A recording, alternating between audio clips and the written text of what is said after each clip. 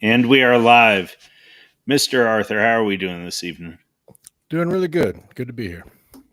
Good. Well, I'm glad you were able to make it. So, this is actually a little admin housekeeping, however you want to put it. This is only my second state stream. I've been looking forward to this because I was trying to get that initiative going, and I'm catching a little bit of steam here. I've got you on tonight. Next week, I'll actually be talking with a fellow about the great state of Kentucky. And then here in the future, I've actually got a surprise guest that's going to be coming on and talking about Ohio. And so that's a little bit fun. Be building some momentum with this. But yeah, the very first one I did talking about a state, that was goodness. Near 8 months ago, I think I did it with Mr. Patriarch. He came on and he talked about, oh dear, the only state bigger than the great state of Texas. Alaska. So the great state of Alaska, yes, sir. So that was a lot of fun. It was actually really interesting too, because there was more. Well, I mean, go figure. I think there's arguably a lot of Russian history there prior to American history per se. So it was fun getting his insight on that, and even some of the farming that goes on in Alaska, which I was completely unaware of. I guess I Fun. just assumed. Go ahead. Yeah. I'm sorry. I was just gonna say, fun fact. I actually, I lived in Alaska for a little while in my early Okay. childhood. My father actually ended up retiring from Arco. He worked up at Prudhoe Bay, Alaska, and so for a couple of years I was up there. And the funniest thing was they had a big joke. They like to say, what's an Alaskan's dream? And it was a Texan with two Oklahomans under each arm headed home because they weren't very happy, when the oil was found up there, and they couldn't hire a lot of the local Aleutians or local Alaskans. So of course they went down and got the roughnecks from Texas and Oklahoma to Yes. get up there and work The the ones who are fields. used to it already. Yeah. Exactly. Fair enough. Fair enough. All right. So then, one other thing I wanted to pump real quick before we get into the stream too hard is, let's see, Mr. John Slaughter. He wrote a book a while back, Crimson Veil, and he was actually able to publish it today as an audiobook. So I am looking forward to getting into that. Currently, I got another one going on my playlist that I'm nearly done with, and then I'll be jumping into Crimson Veil.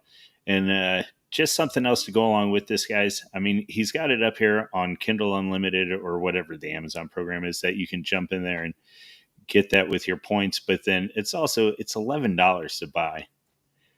I'm gonna get on a soapbox for just about 30 seconds right now. Look, we want to have nice things. We want to make a difference. We want to talk about elites this and elites that.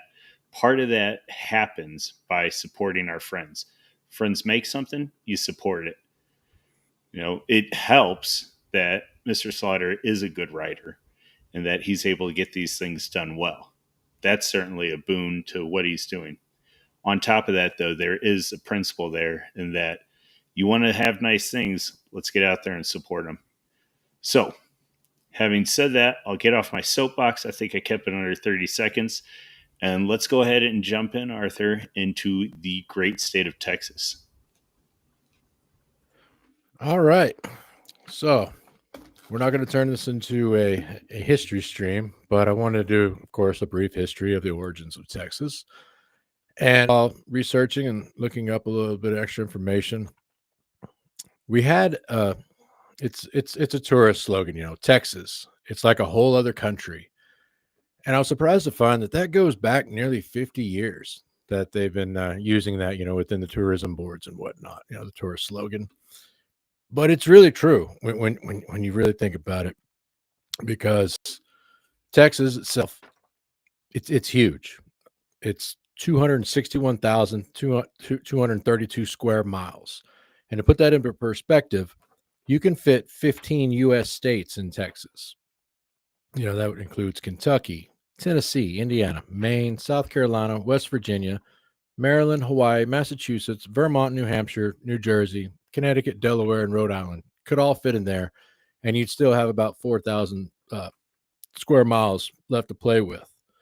So it's really interesting how when somebody, when you ask me about, hey, I want to do a thing on Texas, and we'll discuss it. And I'm sure you recall, but I was telling you, I said, yeah, well, I mean, Texas is Texas, but we got to start putting it down. It's regions. There's different areas. There's different cultures. Everyone's, if you're from there, born and raised, and you have lineage there, of course you're a Texan, but there's just different flavors all over the place.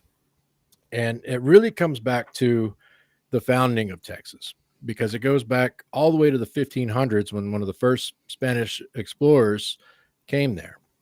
So you had Spain that pretty much controlled it for 300 years from 1519 essentially to 1821, except for just a 5-year break when the French. To me, this is hilarious too because it was one of their Robert Cavalier de la Salle's expeditions. He comes up there, he puts a quick fort in Matagorda Bay there on the coast, and it says, we claim this for France. And they kind of were like, yeah, we own this now. For 5 years, I mean, half the time they didn't even know the French were kind of there. But, the Spanish took it back. And then, of course, eventually, when Mexico got its independence in 1821, then, the Spaniards, they're like, okay, you're running the show now.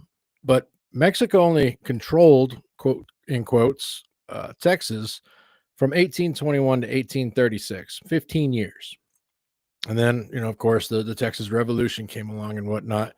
And what I find interesting about the history of the Texas Revolution is how it's kind of been skewed, and especially now with the hot takes online and with the immigration stuff going on, you get plenty of videos, the TikTokers and the posts on social media saying, stolen land, and well, this was actually all this at one time, and that entirely negates all of the Indian tribes that were there, all the other people that were there, especially, and it's kind of an erasure of them. They don't talk about the Caddos and well, even the Comanche and all the other tribes that Yeah. were there What were living there. a quick off ramp? What were the two, three major tribes in Texas? The tribal nations, was that the Comanche and the Apache, or were the Apache a little bit west of that? I would say the major ones, yeah, at the time would be the Comanches and the Apaches. You had the Okay. Caddos in East Texas, kind of along what's now the border of Louisiana, but the, I mean, the Caddos were just totally chill. We're talking, fishermen and building kind of the style of cabins and whatnot. So they weren't Yeah. very nomadic per se, and it was really the Okay. big fight against the Comanches and the Apaches, and Yeah. even more so when Mexico started kind of inviting in the Anglo settlers. S.C. Gwynn's Empire of the Summer Moon, his book, came out in 2010, and it's an excellent account of the Comanche Wars in Texas, pre and post independence in Texas, and especially he's from Connecticut too. So I thought the irony of a Yankee writer coming down and doing such a nice, eloquent painting the picture of how it was. He goes into the settler accounts of the Indian raids that I knew about, of course, from plenty of books, firsthand accounts there, family stories and whatnot. But what gets left out, and he puts in nicely in the book on how the Anglo settlers were initially one of the biggest reasons they were asked to come in and kind of settle Texas was to make a buffer between the Comanche raids and Mexico itself. The Comanches had done raids all the way down to Mexico City at that point, and so they thought this was a really great deal. Hey, these people come in, they take this, and they'll take the first fire. They'll be able to kind of be the guard against this. And so, like I said, just doing a brief history, of course, and Alamo, Battle of San Jacinto, Stephen F. Austin, all that, and it gains its independence. Texas was its own country for a little under 10 years, and then of course it became the 28th state in the U.S. And then we had a brief period there where we weren't a part of the U.S., and we flew under the Confederate States of America flag there. Kind of a big point in history. I don't know if everybody heard about it, Civil War and all, but that's why the big connotation, six flags over Texas, because we've had six different nationalities, different groups kind of running the place. Yeah. So the Civil War aspect is actually something I want to get to here in a little bit. Uh, but let's start off with Mexican, Spanish. I want to dig into a little bit prior to it really becoming a state and taking off there, because what I want to jump into throughout this stream is you and I have talked about, like you said, you've got regions within Texas, you've got states within the nation of Texas, within the state of Texas itself. And so I've heard about these different people groups. I've heard about these regions growing up, and I'm curious which ones of them are legit, which ones have kind of been memed into memed into existence, and frankly where Texas is headed going into the future. And so this will go throughout the stream. But the first one I want to start out with is, you said Mexico ran Texas for roughly 15 years. Is that Yeah. right? Yeah. Okay. So Mexico's doing its thing for 15 years. One of these people groups growing up that I hear about are the Texicans. And I don't know if that's just a colloquialism for what's going on nowadays. I don't know if that is a historical reference. I know when when I was in the military, you would run into guys. Frankly, within the infantry, you run into a fair amount of, however they want to define themselves. I don't know, Latinx. I don't know what's the word nowadays. Is it Latinos? Is it Chicanos? I don't. What's the word nowadays? Anyways, you know what I'm getting to. Yeah. So you run into them, but then specifically, you do run into these guys who have a lot of the same blood, and they're coming out of Texas, and some of them speak Spanish, and some of them can fumble their way through Spanish, and some of them are like, dude, I don't know. We've been in Texas for 200 years and we quit speaking Spanish like 150 years ago. It's just whatever. I'm glad you brought that up because I actually have a funny story from my military time. One of my buddies, Eddie, he was from around the Houston area down there. He was air crew, and he used to make the jokes. He's like, "Yeah, man, I go here, I go there. Like I got to San Diego, and people start talking to me, in Spanish." And he's like, "Yeah, I don't speak that, man." And they would be entirely surprised about it. And he's like, "Well, my family has been in Texas since like 18 whatever, and just that's that they were Texicans, Tejanos, that kind of thing." So there's a real identity to that, and Yeah. that kind of struck me too as well. Joining the military, and of course, the joke goes, "How do you know somebody's from Texas?" Well, they tell you. You ain't even got to Oh, yeah. ask, And so they just, I don't know, there was some of those preconceived notions of, oh yeah, what it's like there and stuff. I'm thinking, you think I'd join the service to go around to see the world just to hate on everybody or something? What we have different people there. It's pretty diverse actually. So actually Yeah. a lot more diverse than what a lot of the guys in the military where they came from. I'm going, yeah, that's interesting, you know. But yeah, he didn't speak a lick of Spanish, and that was not. And once again, when I bring up these stories, we're talking about 20 plus years ago. This Hmm. current era and attitude and the way things are going, it's almost alien to me in a way. Right. At certain times on how broad the strokes and lines are with identity. These old gods are starting to rise again, and we've noticed this as Hmm. within identity and who's who and who's not who, and it's still something kind of new to me a little bit. I understand it, but coming from a diverse state where I came from, not saying it was cotton candy land and everybody got along great all the time, of course not. Humans are humans, but this idea of you are strictly this or you are strictly that, when it was like, I'm from Texas, I'm a Texan, Yeah. whether, well, I was And just that going to was the say whatever overarching reason. that was the overarching theme of guys that I ran into from Texas. Regardless of history, at the end of the day, they were Texans.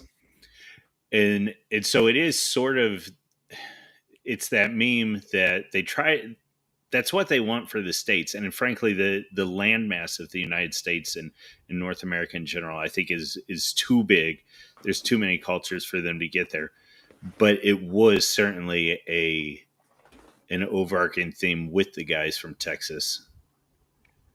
So Yeah, definitely. yeah, Like I remember I was stationed in Nevada, and somebody asked me, "Where are you from?" They're like, I said, "I'm from Texas." They're like, "Oh, you're gonna love this. This looks just like Texas." And of course, everyone knows Nevada is pretty much a desert.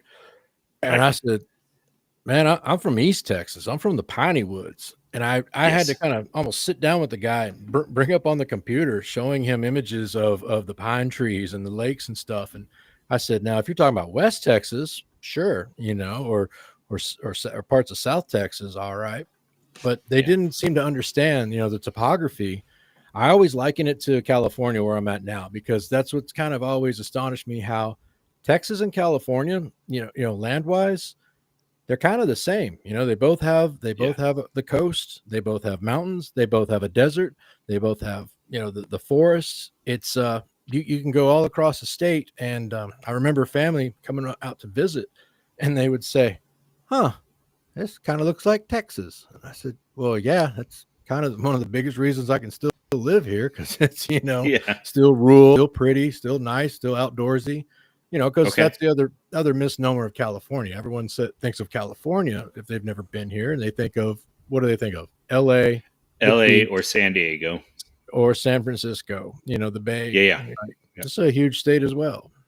A lot of diverse Yeah. areas, a lot of different I was gonna terrain. say if they're a little bit uppity and they've been on some vacations, well, then maybe they'll tell you about Sequoia or Napa or Yeah, we went to Napa Valley. Well, of course you did. That's the only place you went. That's, you right. didn't go to Fresno. You didn't go to Yosemite. You might have gone to Yosemite, maybe, but yeah, on that point as well, I did a interview with our fellow friend Otto a while back, Yes. and we were talking about Texas a little bit, and he said, "Well, I've been to Dallas before," and I said, "Okay, you went to Dallas. You didn't go to Right. Texas." And there's a lot to that statement, because the cold reality is big cities are big cities. Doesn't matter if you're in Dallas, doesn't matter if you're in Los Angeles. They it's the urban environment. They all kind of start looking the same, at least to me. And it kind of has the same types of values, and the way they go about things. So Okay. when he said he'd gone to Dallas, and he's like, "Yeah, I went to Texas, I went to Dallas." I'm like, "Ah, you went to Dallas. That's the DFW area. That in itself is, it's a whole different animal, of course. Way different from Yes. saying, you went to Nacogdoches, or San Angelo, or even El Paso, or Houston." Hmm. And as you pointed out earlier, that's what's interesting, how you're saying, "Yeah, we were all from Texas, we were Texans," even though it is so different across the landscape. Yeah. Yep. There are, and I'm gonna say this with the best humor possible, but there are few states in the union that uh, represent themselves so highly as Texas. And so it is good to see that camaraderie between the guys that come from there. Well, and that's correct. And I've been asked before, of course, like, "Why are you so proud? You're from Texas." Like, "I'm from Rhode Island." And it's like, well, to be honest, it does. It gets instilled in you early. It does. Yeah. There's a very rich history there for Texas, a proud history. And yes, even with the public education system, they enforce it. You have classes directly on Texas history, focusing centric on that. It's the pride that's seen in just about every house. I mean, you can't throw a stone without hitting a Texas flag, which don't do that. But on a house, or the Texas Star, representing, from back in the day of the Texas Rangers. Yes. And the history there is still very much alive. The cemeteries are still there, the monuments, the markers. Uh, People still try to, kind of make it too much of a nice story, I believe, nowadays, especially with the tropes of the noble savages, and, "Oh, well, that people are just living there, kumbaya." And it's like, no, man, Yeah. pick up a book, read the first person accounts of Indian depredations in Texas. That's a good one. It's just direct stories of settlers. And it's not always that tale of, Well, the settlers went there, shoved them off the land, built a cabin, and well, what'd you expect? It's like, no, people were invited in, like, yeah, this is fine. We can share this. And then later, the whole family gets slaughtered. The whole family gets massacred. People getting, kidnapped. That book by S.C. Gwynn, Empire of the Summer Moon, is about Kawana Parker, which, he was not a nice word, but he was a half breed, because his mom had been kidnapped by the Comanches and she had ended up marrying into the tribe. And so he was, part Indian, part white man. And he goes into the book really well about what people had to deal with back then, what the factors were going on. It's very complex, it's very nuanced. There's even an old fort in Texas that was built by the U.S. Army back in the 1800s to specifically protect other Indian tribes from the Comanche from the Comanches, I believe. But they built a fort. The U.S. military built a fort there to protect other tribes from other tribes, from them predating on them. Yeah. So I'm gonna jump in real quick. There is that whole issue with Quanah Parker, and yeah, coming from two very different stocks. That's something that is a subject that I would like to get Thomas Wayne Riley on here and talk to him about it, about that trend, because it seems like throughout history, when you have somebody who's coming from two very different stocks, especially if they're at odds with one another, they end up picking one and then doubling down. And these are guys that end up changing history sometimes. So I'm hoping to get him on to talk exactly about that situation and what goes on. But then I've got a story from Texas, and you tell me if I'm misremembering or if this is how it goes. So I've only been to Texas twice in my life. One time I went down to see a buddy out in El Paso, and I messed with him, and I said that's where hopes and dreams go to die. That was a rough trip. And then the other one I was in, I'd been in Lake Charles. This was right after Rita hit, and we said, all right, we'd been there. We'd been up through Mississippi doing different things, helping out after the hurricanes, and said, we're going to jump into Texas and take a bit of a break. And so we went maybe an hour past the border into Texas. And so this is Piney Woods region. And when I describe this, guys, you can't understand what it's like to go into. I'm going to do a poor job representing Louisiana here because I really, dude, the humidity and everything else, I was not having a good time there. So as I remember it, Louisiana was just this humid jungle. The only place I've ever been that was hotter than Louisiana was Kuwait, and it was just ugh. We drive into Texas, and then there's trees, and these trees are going up. I don't know. It felt like they were 50 feet. They weren't that tall, but it was just this nice. Uh, you could exhale, and I loved it. And the rolling So, hills as well. oh, it was unbelievable. And then at night, if you were in the right spot and there wasn't any light pollution, and you've got these streets that are built up, and it's not even ditching on the side. It's like this hill that they forced into. Anyways, you're there at night, and it's the most stars I've ever seen in my life. It was unbelievable. So anyway, we're doing all this. We're hanging out with a guy that my buddy knew that I'd met that week, and he's laughing and he's talking to us about Texas. And as I remember it, and this is where you correct me if I'm wrong, as I remember it, he said that Texans were allowed, because they had previously been a nation, they were allowed to fly the Texas flag over the United States flag. And while his parents didn't agree with that, he knew a bunch of folks that still carried on doing that. Am I Yeah. understanding how that operates correctly? Yeah, it's kind of a dealer's choice on that one. You also see a lot of businesses that'll have the American flag and the Texas flag flying at right at the same level as well. Just and it's just honestly, it's kind of a cheeky thing. Another Texan quirk where it's like, yeah, we were our own country, and then also to get actually to kind of dig into that a bit more, you understand that Texas, to my best knowledge, still has their own kind of power grid going on. Like it can be self-contained as well. And there was discussions, of course, I remember back in the 90s, height of the, I don't want to call it militia movements, but height of, kind of the independence thing. And there was a lot of anti-government sentiment. You would hear people talk all the time or discuss how we can be our own country anyway. And I mean, this has popped up Well, in that current was times as well. the most amount of American lives in the U.S. lost during the 90s.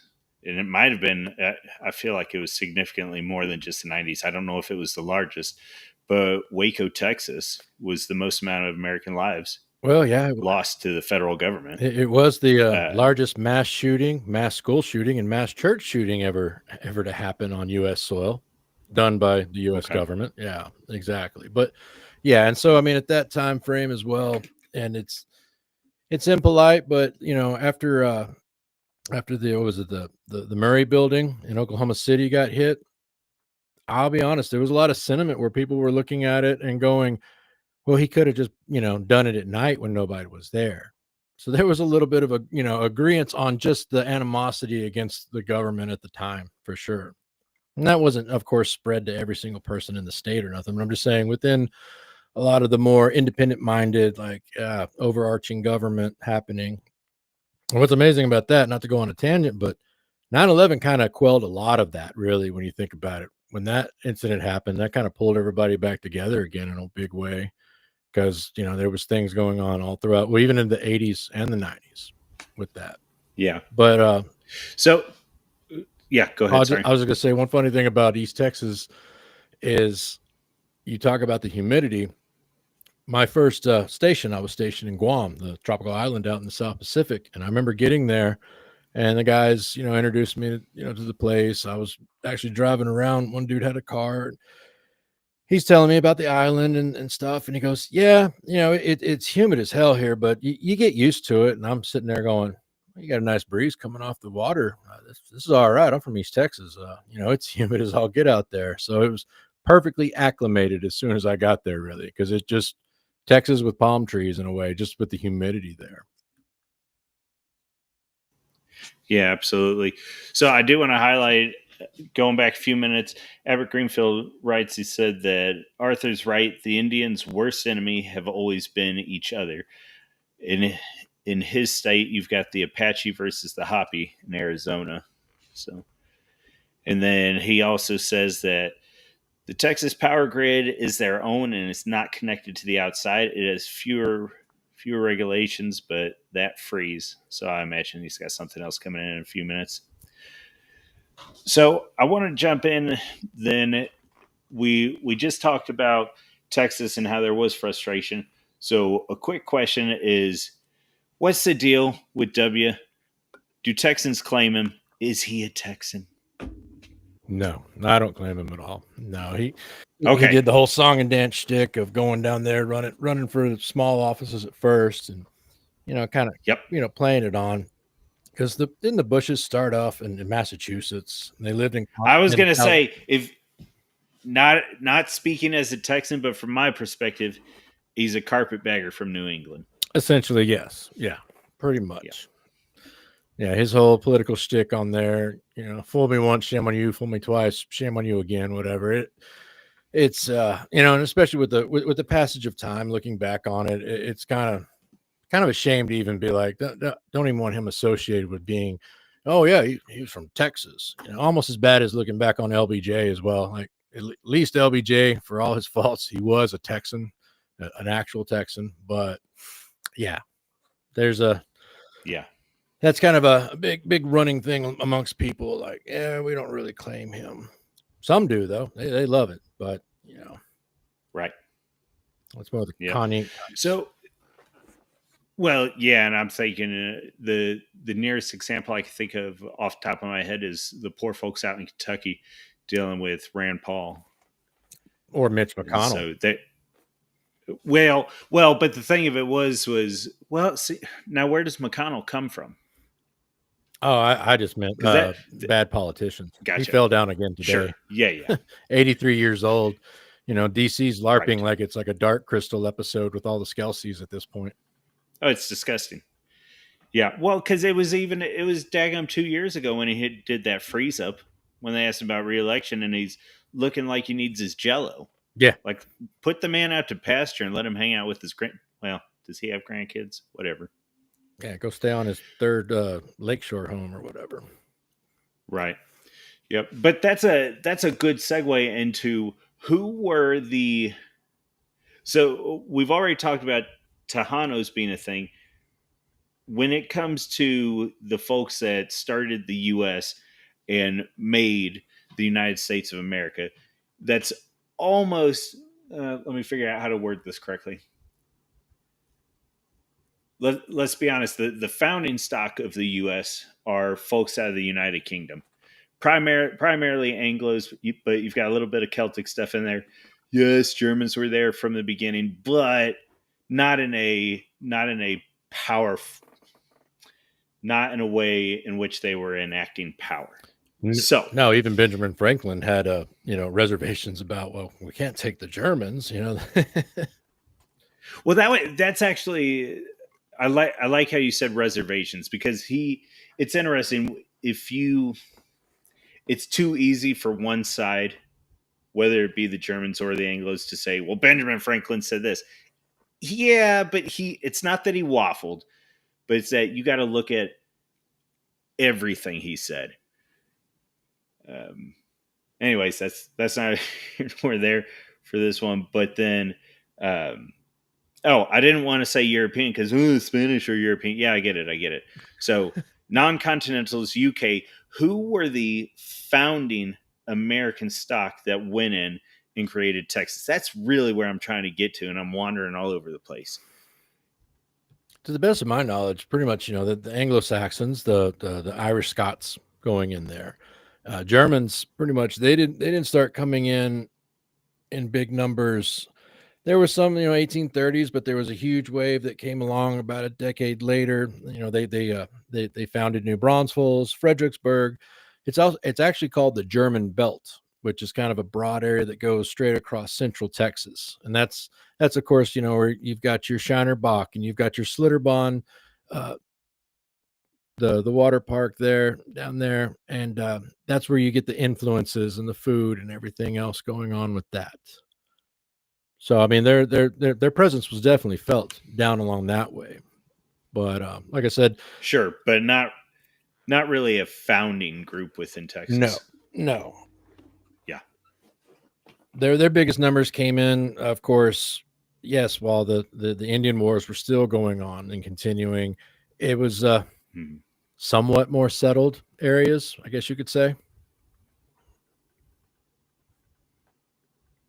sure. Well, that's who was it? I can't remember if it was Riley or somebody had posted there on X, and it was this idea that, and I would quibble with it a little bit, but it does sort of paint the picture that you see in some parts of the U.S. where the English would come and they would cut down the trees and they would clear a path, and then the Germans would come and they would use the trees that were cut down to build up and put something there. And so for the English and the Anglos, Scots, Irish, it's always the horizon, and for the Germans, it was, well, we've got a nice thing. Let's make it even nicer. So I can definitely see that. Yeah, the like you said, the Anglos and the Irish, everybody else striving on, and the Germans more settling. We're like, this is nice, ja, we'll stay here, ja. I mean, yeah, and definitely. One thing I wanted to point out, I forgot to mention when you were talking about East Texas. It's really funny to me because more than once in my life, somebody would ask, "Where are you from?" I'm like, "Well, I'm from the South. I'm from Texas," and they'll say, "That's not the South. That's Texas." And then when I explain to them where I grew up, that I could, essentially throw a rock and hit Shreveport, Louisiana, they're going, "Okay, yeah, that's the South," because multiple maps that you yeah. look So at, it's kind of the beginning of the deep South from that end. And then, but you go over to say Canadian Texas or Cisco, Eastland, further, wait, what's Canadian Texas? that's kind of up in the Panhandle area, a little north there.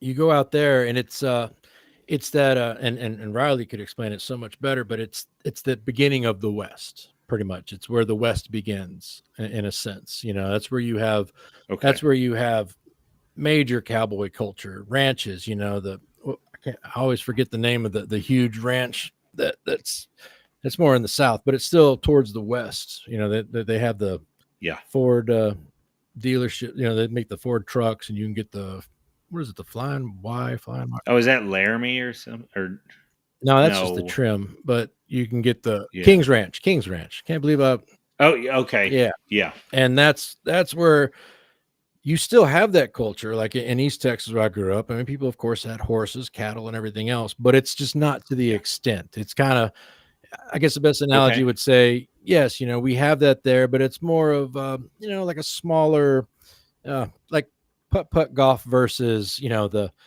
world class, golf course that you see on Yeah. TV or something out there, and Okay. it's that's what I mean, but that's what makes it so unique and enriching to me because I had family all across Texas growing up. So, when mom and dad would say, "Oh, we're going to go see your cousins," thank God for Game Boy and books because it was going to be a good 8-9 hours driving across the same Yes. state to go to go see family. And I remember the first time that I actually drove across the state by myself. I was 20, 22. First time ever, drove across it, and I was coming from Nevada, and I was actually my final destination was Florida, but I was going to stop at home. And I remember I left Nevada, and just within about less than a day, 12 hours, I'm knocking on the door of Texas. I'm there in New Mexico, and Right. I slept a little while. I got up, I hit the state line on the I-40 there up top at about 7 in the morning, and I remember feeling so excited because I was like, I'm in Texas, I'm home. Yes.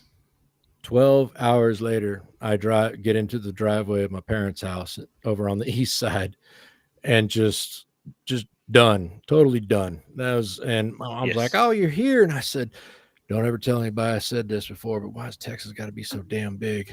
It was, yeah, it's Right. huge. Well, and that driving in a single state, whatever it is, it's just a mental thing. But driving in the same state sucks. I remember I used to drive in on the western edge of Daggum, North Carolina, and then I thought I was weak. I thought 4 hours. I was like, oh, this is ridiculous because where I was going ended up taking 4 hours just to get from one side to the other.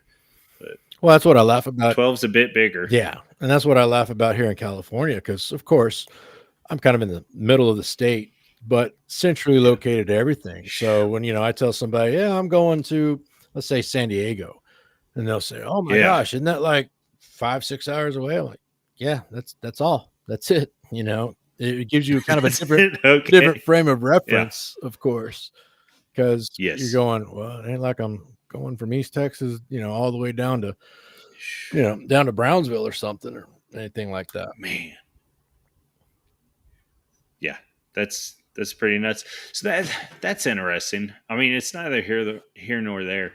But is Texas? Do you have any idea if there are any Canadian provinces that are the same from east to west as Texas?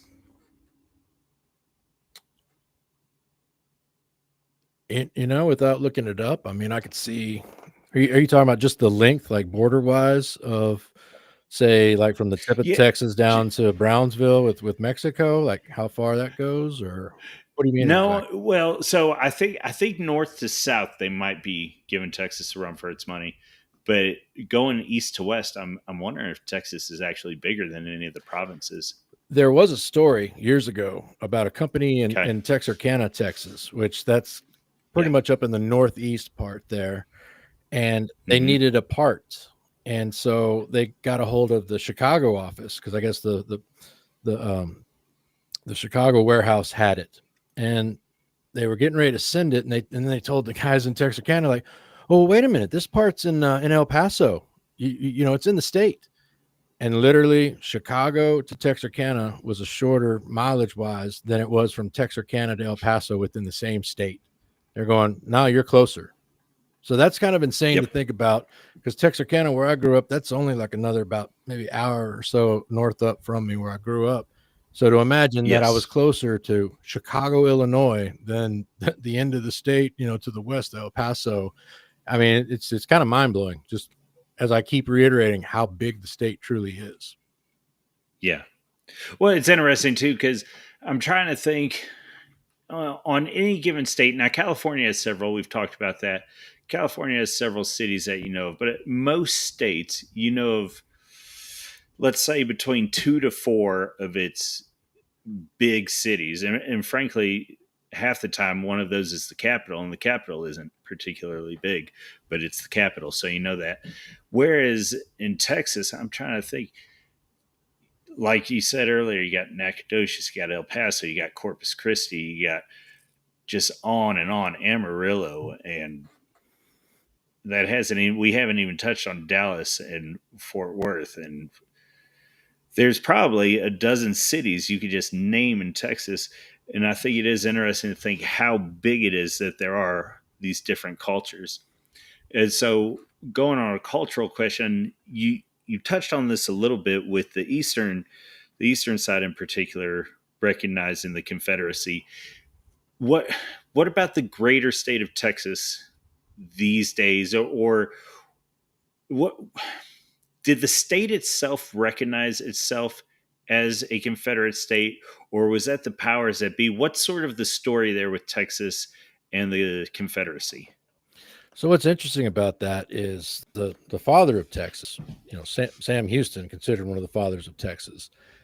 He was against it entirely, and he was kind of semi almost ran out of the state for being against secession because he just looked at the numbers. He looked at, of course, the industrialization of the North and just everything kind of going against the Confederacy itself. And he's like, we're not going to win this. This is not a good idea. And And when did Texas join the Union? they joined the Union in 1845. Wow. Okay, yeah. So 15 years later, after joining, after all the work he's put in to take Texas and to approach the United States and to get these things moving, now he's looking at, okay, yeah. So it's it. Whatever our thoughts of what he was doing, it's an interesting perspective.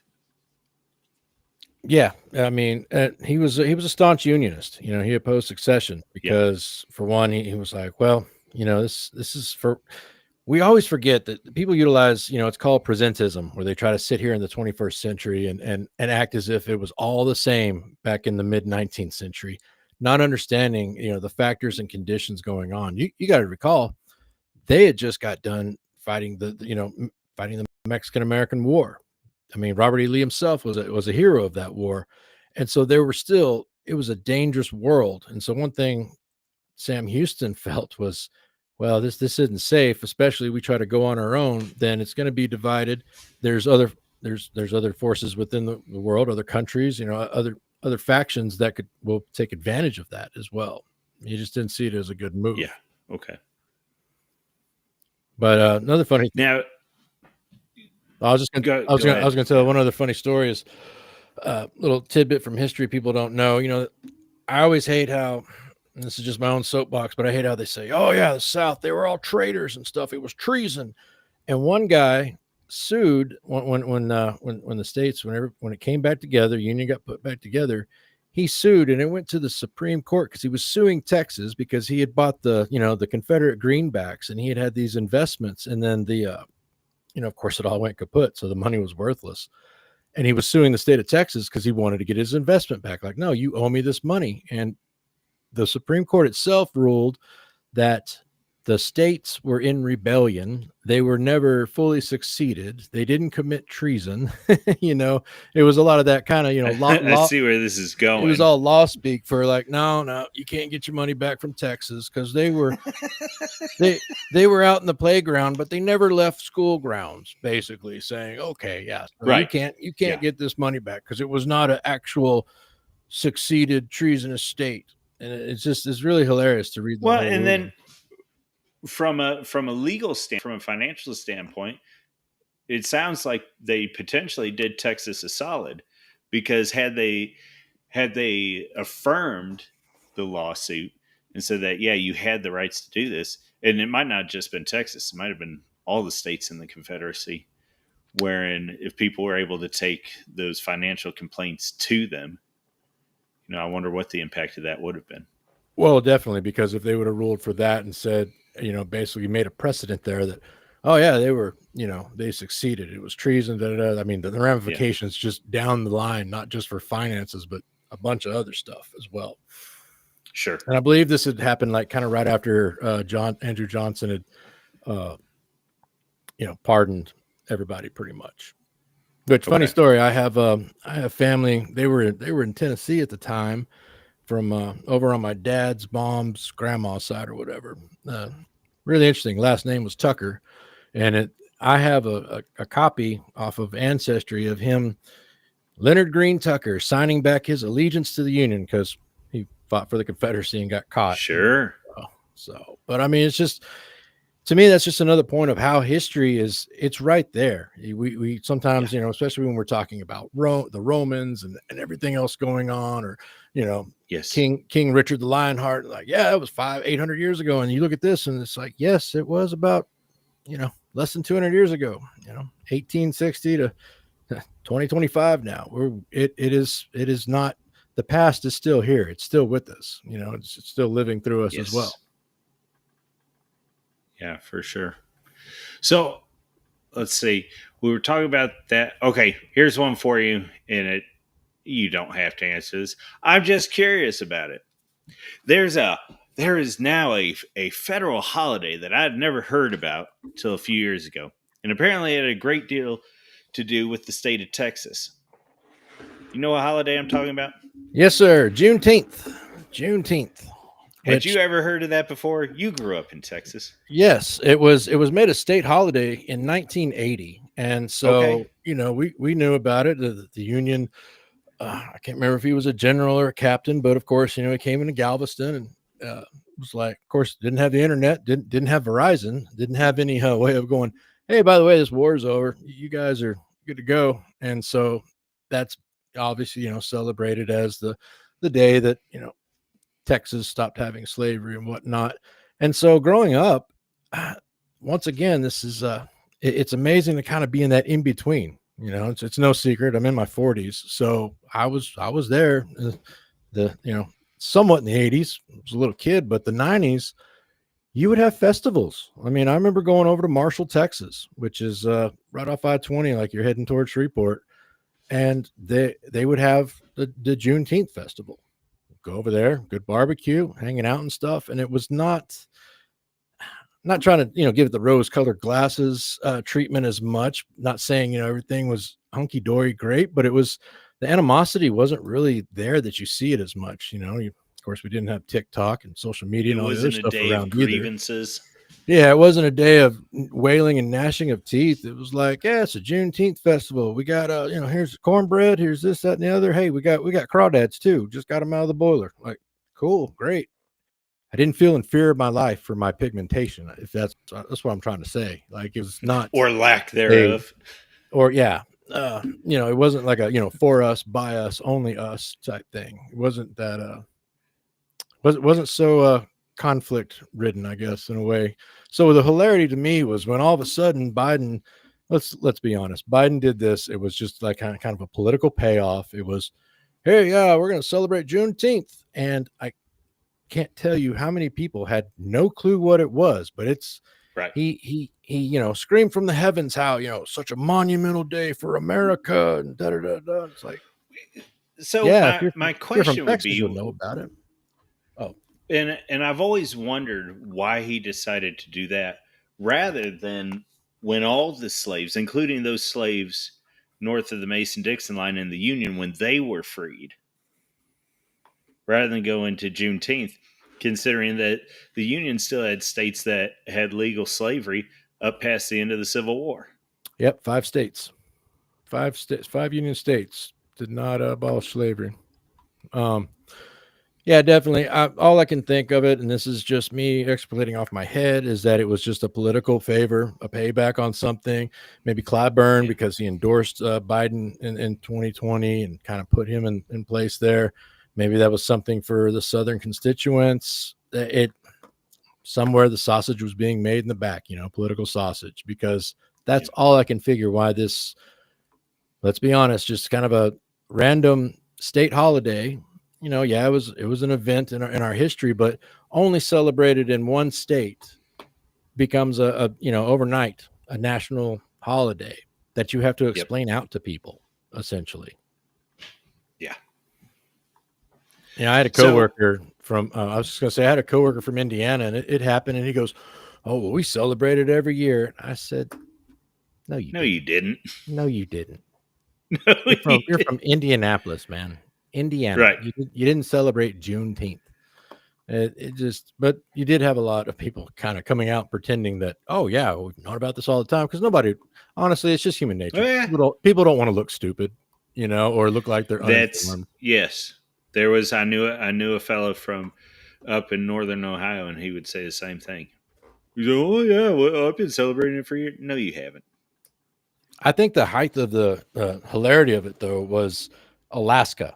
Did you hear what they did with Juneteenth? How they made No. it a state holiday for all for all the offices, for the state workers. They get the day off Okay. for it and everything else. And there was these long flowery articles about the Black Alaskans who want to be seen and how this is very The important. hot. There's not a whole lot of Black people in Alaska. That's just fact. And it was just this big pomp and circus about it, kind of a real emperor has no clothes moment where you're just watching Right. going, this is just politics. This is, Yep. I hate the word woke and, all that, but it's still, it was kind of in that vein, in that time period, people kind of just jumping on it. It's like the other day with Yeah. the Gavin Newsom, he approved the reparations board for Californians, but then almost the same day or a day later, he struck down the bill that would have given free tuition to anybody who was a descendant of slavery in California. Yeah. So you've painted us a good picture here in that Texas has, and you correct me where I'm wrong, tweak these things. The primary history of Texas in broad strokes is a very diverse nation which joined together and ultimately became a diverse state with a focus on freedom. Is that a fair assessment? Oh, definitely. Yeah. Okay. I Okay. still, And and you every time I go back home, I'd still have to, I don't do a double take, but I have to remind myself a bit when I'm, walking through a Walmart and I see, a 60-year-old grandma with a 45 just open carrying, that kind of stuff. And mhm. it's like, oh, yeah, I'm back in Texas. We kind of do Yes. a lot of what we want here within Okay. mostly reason. But yeah, that's a good assessment. So you've got that. You've got sort of the high south on the eastern side. You've got a bunch of different industries, whether it's the oil, like we've talked about, whether it's cattle ranching. Um, what else is out there? I mean, now it's starting to change. I know they're getting into big IT and all that, but what I'm trying to figure out is where what is Texas now, and where is it headed? You think? I mean, that's a big question. Like kind of on the political front, I was in a space not too long ago, and mind you, once again, I've lived in California for almost 2 decades. Now, granted, for those 2 decades and even before that, I pretty much went home almost every single year, visiting and whatnot. So I was in the state every year for an amount of time, but that kind of information on the ground, on that, it's a little harder to come by. I'm not living there full time yet again. And so I was talking to some people in the space, and they're living there, and I'm asking about something we talked about before we came on here in the chat about, will Texas go blue? And I was really surprised by their answers actually on that aspect, because they're pretty much a hell no, it's not going to turn blue. And they're discussing a lot of the machinations and things happening not only behind the scene but also up in front to ensure that it's not going to turn blue. Now the cities, yeah, they're going to be blue cities. That's what's going to happen. But I guess there's been a lot of developments even along the border counties, on how people are voting and stuff. And it's pretty much, do I see it being a purplish state? Yeah, demographics are destiny. That's just the reality of it. But Yeah. I think for the long term, it's going to keep its character.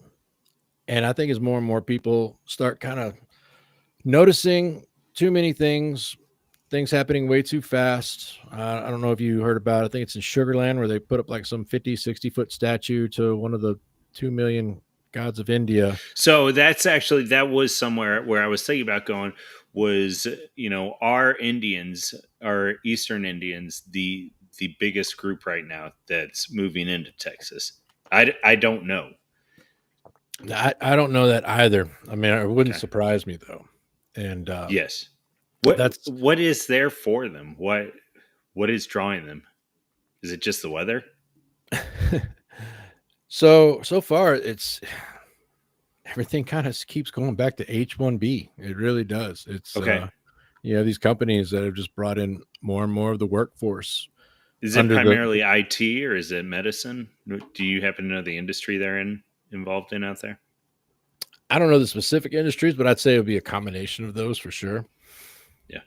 You know, but there's there, and we see it. You see it online, but you also see it in the news that there's just more and more of a growing backlash to how far do you want to change not just Texas but this entire country, and are these Yes. changes good? And I think that's we started this off. I remember you asking me, what's a Texan and everything else. Well, the broader question, I believe, the most important question for the 21st century is what's an American? Hmm. And that's still being fought out every day and discussed and debated. But I don't think we're going to get the answer to that for probably the next several. It's going to take a few decades for that, of course. Yeah. Okay. Well, very good. So, what have we missed on Texas? What are little tidbits that we didn't get to? How would you put a bow on Texas and say anything about it? Oh, and then I've got something about Texas I will jump into.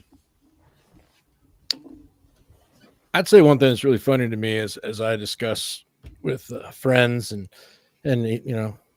people online and mutuals and whatnot about because my plans, of course, I'm going to move back to Texas in the next few years, and they'll bring up all the things about that's not going right, and all I can say is there's no utopias, of course, but at the end of the day, for me, the most important reason why I want to go back, it's home, because the hilarity Yes. is I grew up in a small town. The back in the day, the sign said population 1900, and I never saw 1900 people in one spot in that city ever, even on Western days where they'd have the carnivals and stuff. Okay, cool. There's like 300 people here.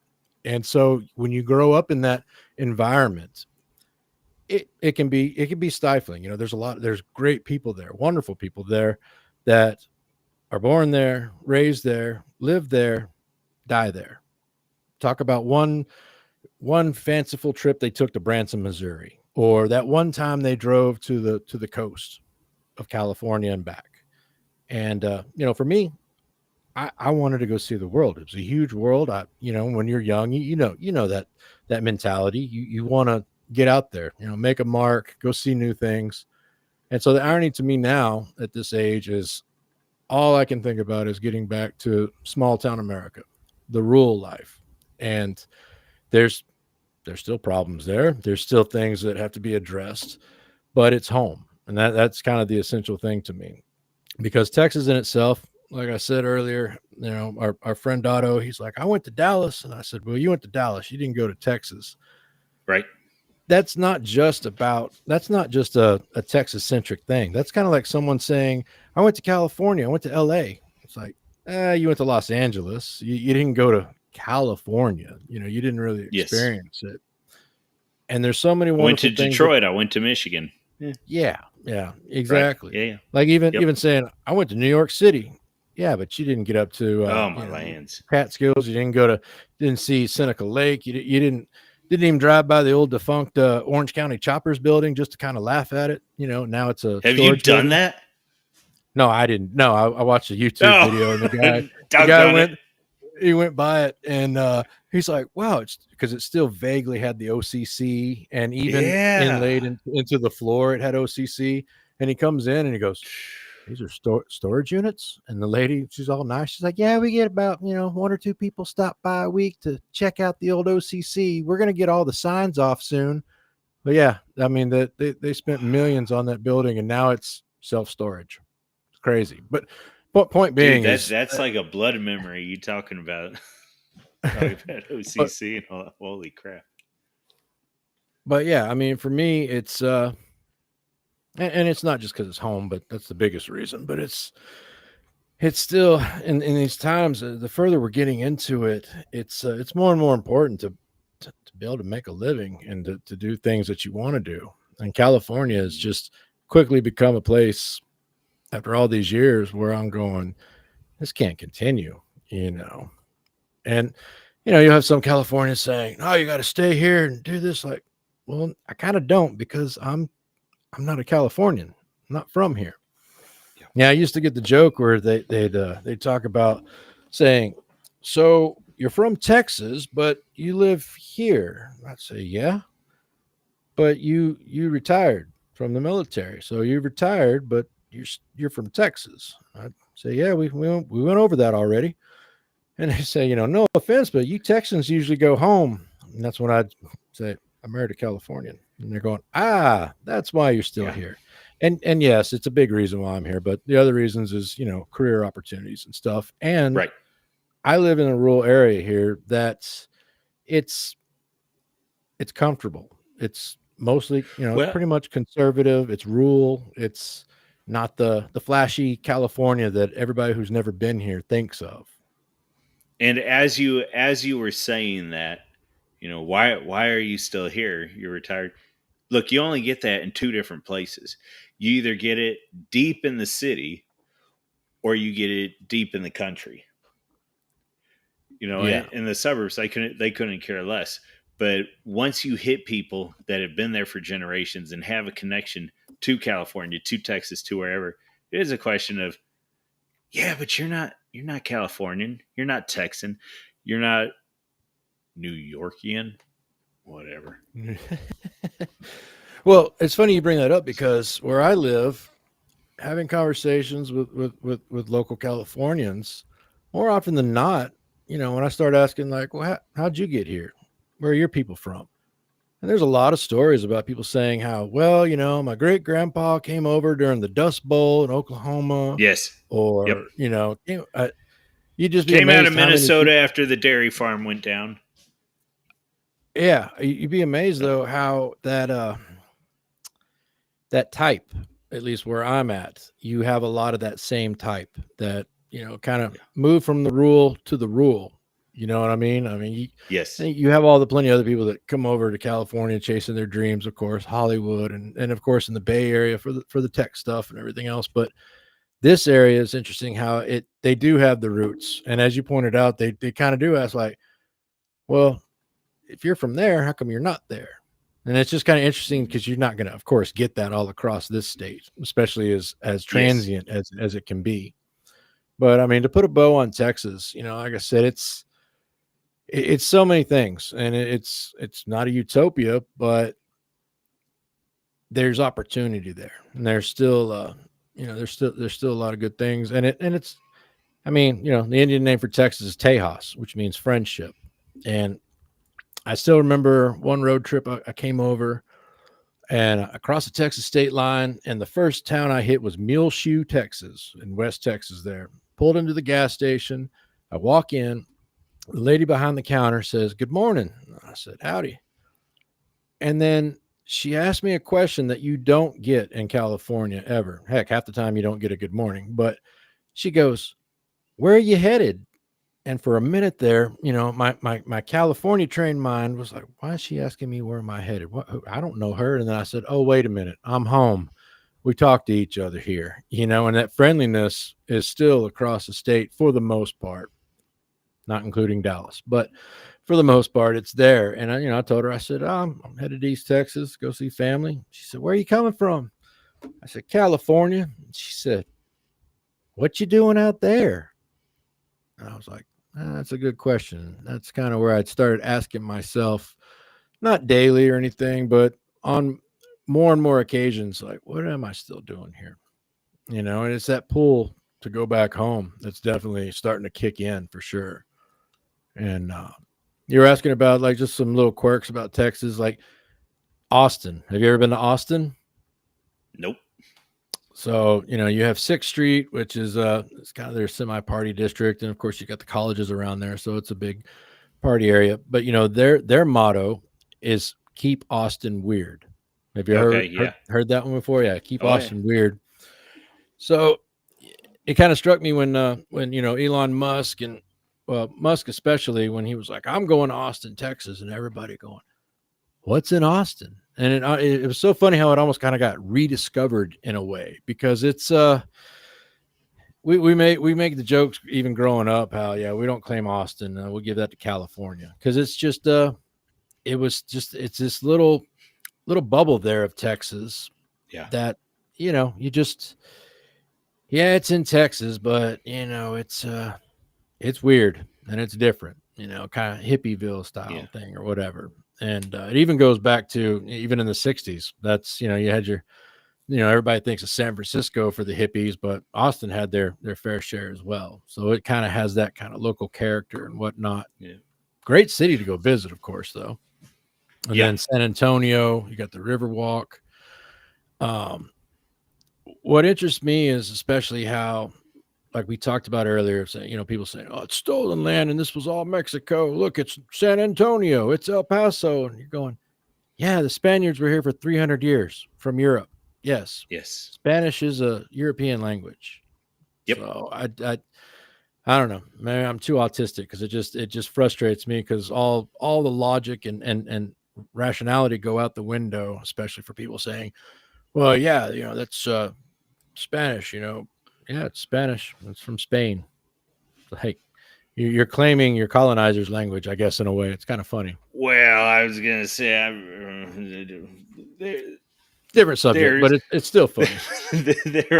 there are hmm, the Spanish really put us into a bind with some of their proclivities and official business. So, Yeah, but anyways, Dallas, the DFW, Irving, it's just becoming just nothing but urban sprawl. There's some nice, yeah, I mean, don't get me wrong, there's some cool places there. You have the footwear stockyards, and they really talk up the old, cattle driving history of it. And a lot of great yeah, restaurants, great steaks, and everything else. But once again, by and large, it's just a huge city, and it's just yeah.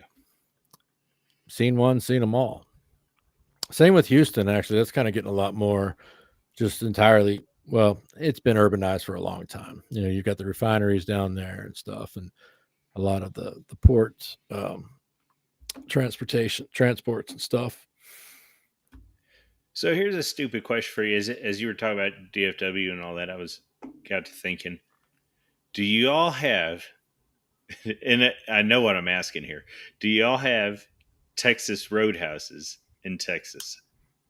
Yes, we do. Yes, we do. You poor.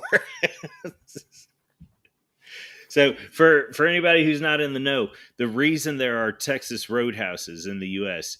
is because homeboy from Indiana realized that nobody wanted to go to a steakhouse or a roadhouse that said Indiana Roadhouse.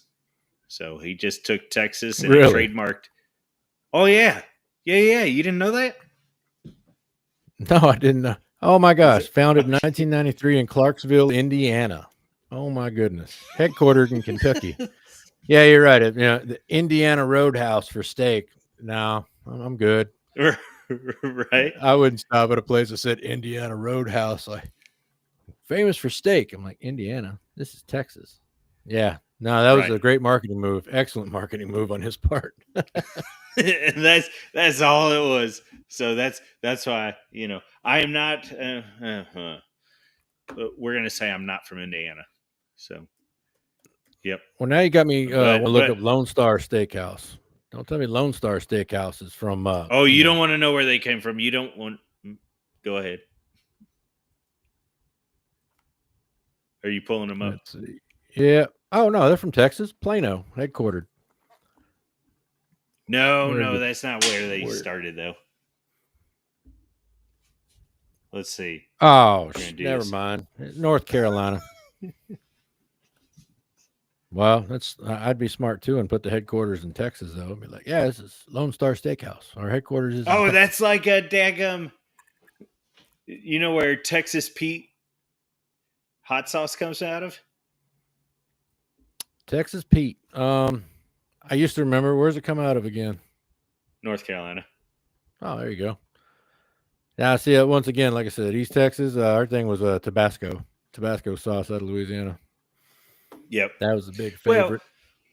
that is a fun one though because and that's a good one to head towards the end because that just it does ultimately it speaks to the oversized as big as Texas is, it still casts a big shadow in the US.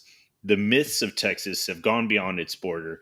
The perception people have is of something even bigger than the 12 hours to get from east to west, of just there's a certain type of man between the Texas Rangers, between the Tejanos, between the cattle drivers, and Texas just looms large because uh, my argument would be yes, even with Montana and Custer and all that, even though it's not historically accurate, when you think of the frontier and you think of the last bastion, that last horizon in the U.S., you think Texas. It's not correct, but that's what you think. So, Well, I mean, once again, for every myth and legend, there's got to be kernels of truth in there to make it grow. And yep, there's still Indian battles going on. What was the last one in Texas? I believe like 1883, which sounds like a long time ago, but not really. I mean, right. Yep. 10 years later, we had the first flight. The Kitty Hawk, and there we go. We started from there.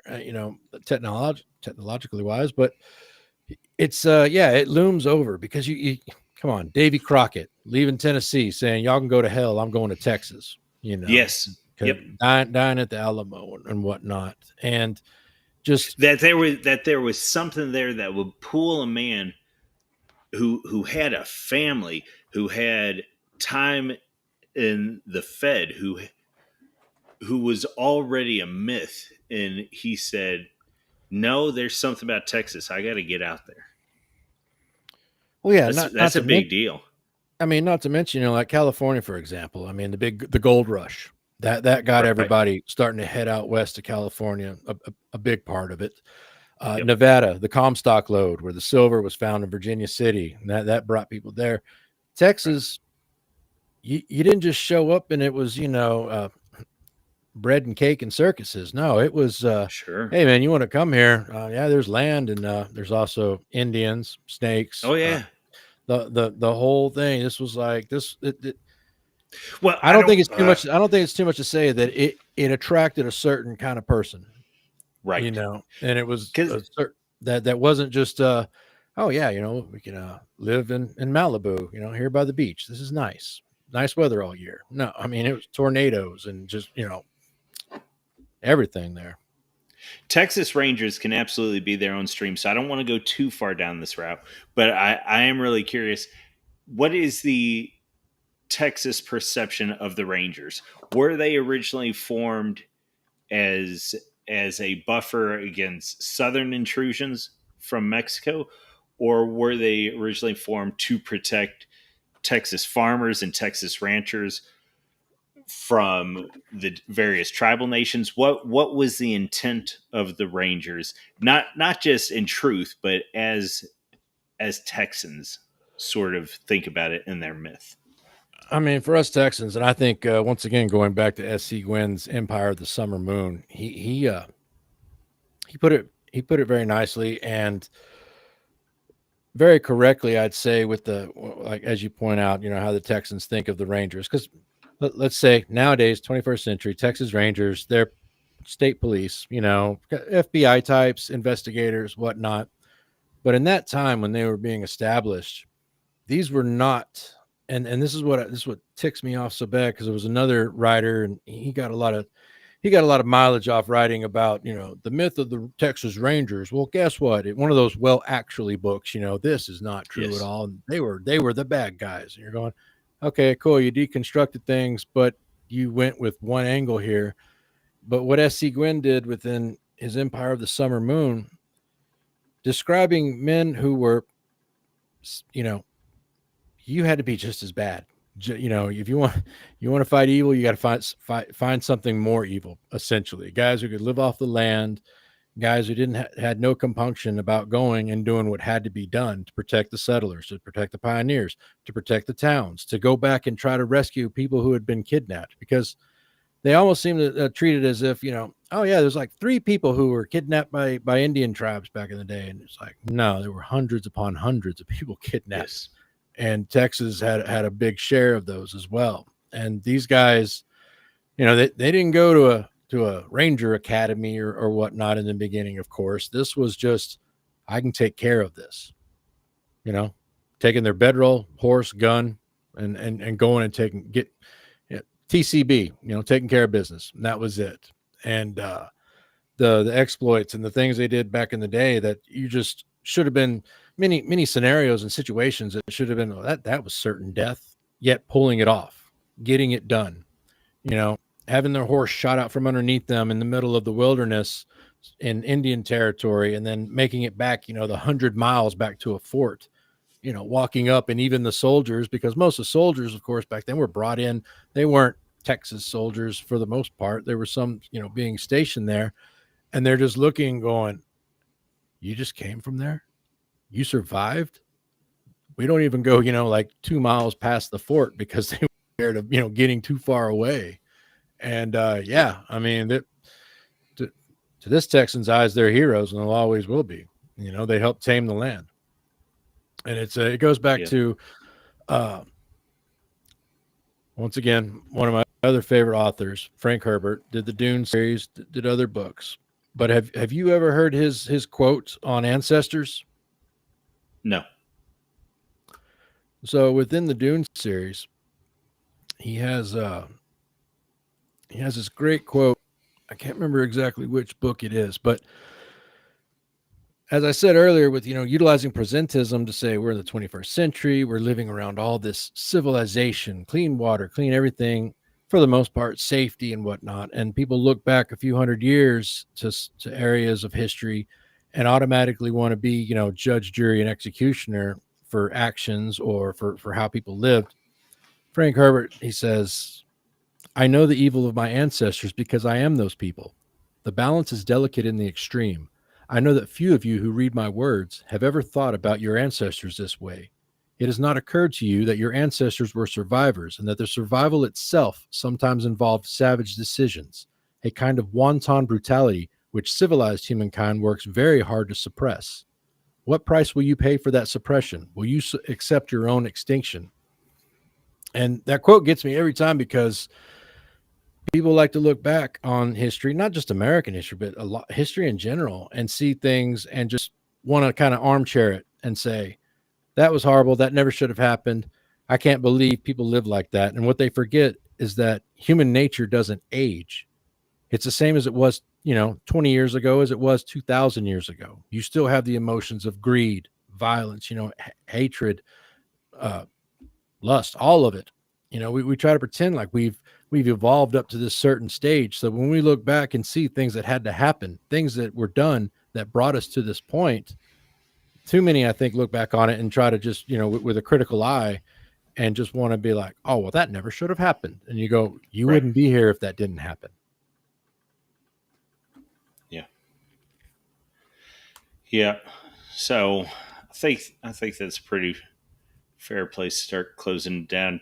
Texas was formed out of a vision, formed out of necessity. And then the only two things I'll say lightly, because I think you did a good job with that, is from my perspective, Texas has some of the most distinct and best country music, different in almost every good way from Nashville country. So that's appreciated. And then for those not in the know, Texas also has a wonderful history of dogs. I won't get autistic about it right now, but look at the blue lacy, look at the blackmouth cur, and okay. Didn't the blue healer come out of there? Or is that a Carolina? I don't know if the healer did, but I want to say the Australian Shepherd was finalized in Mm. Texas. It reached it. It reached its final evolution in Texas. But all right, Arthur. Well, if you're good, I'm good. Where can people find you? How can they follow up on your work? What is your work? We've dug into Texas tonight, but as much as you love Texas, you also present a lot of other stuff here online. So Yes, you can find me on X at Arthur Returns, and also if you want to check out my essays, that's Arthur and Callie's Thoughts on Substack.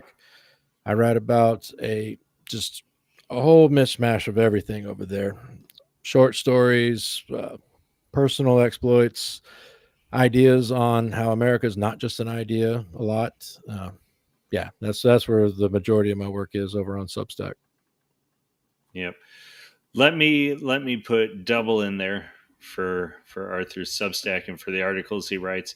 Guys, he's coming at this level headed, not from an ideological standpoint as much as a man who has some experience in the world and in the ways of the world. So again, it's level headed, it's appreciated, and the military background and all of it is building building to a solid working of language and of thoughts. And so it's much appreciated, Arthur.